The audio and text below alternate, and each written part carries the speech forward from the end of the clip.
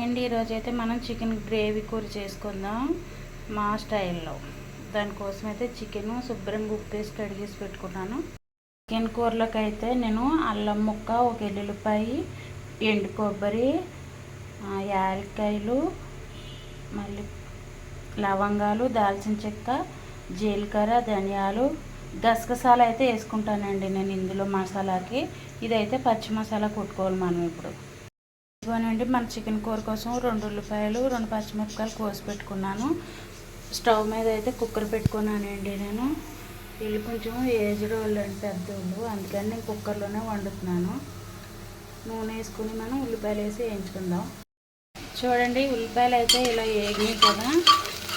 ఇప్పుడు మనం 2 టమాటాలు, కొంచెం కరివేపాకు వేసుకుందాం. చిన్నవి అండి టమాటాలు, అంటే పెద్ద ఏం కాదు, ఒక పెద్ద టమాటా అంతా అంతే.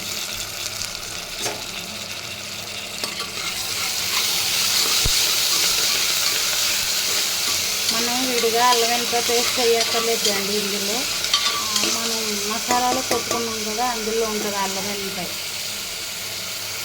కడిగి పెట్టుకున్న చికెన్ ఏదైతే ఉందో అదైతే వేసానండి. ఇప్పుడు మనం కొంచెం సేపు మగ్గ పెట్టుకోవాలి తిప్పి.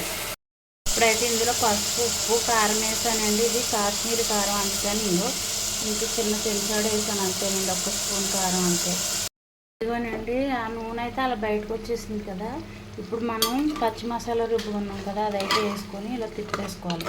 ఒక 5-10 నిమిషాలు మక్కటి పెట్టుకోవాలండి. ఇలాగా మసాలా అంతా ముక్కలకు పట్టేంత వరకు.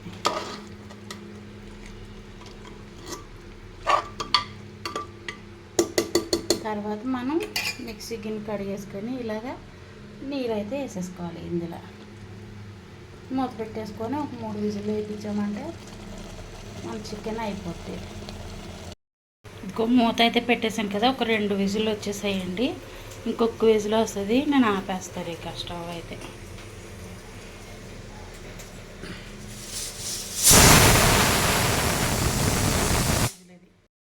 ఫ్రెండ్స్ మన కూర అయితే చూసారా, అలాగ నూనె పైకి వచ్చేసింది, ఉడికిపోయింది అన్నమాట.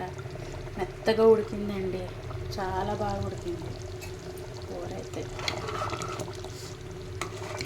ఇప్పుడు మనమైతే స్టవ్ బంద్ చేసుకోవచ్చు, కొత్తిమీర వేసి తింపేసుకోవడం అంతే.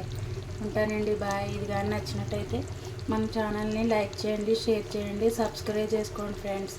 ఇంకేమైనా వంటలు కావాలంటే కామెంట్ చేయండి ఫ్రెండ్స్. ఉంటాను, బాయ్.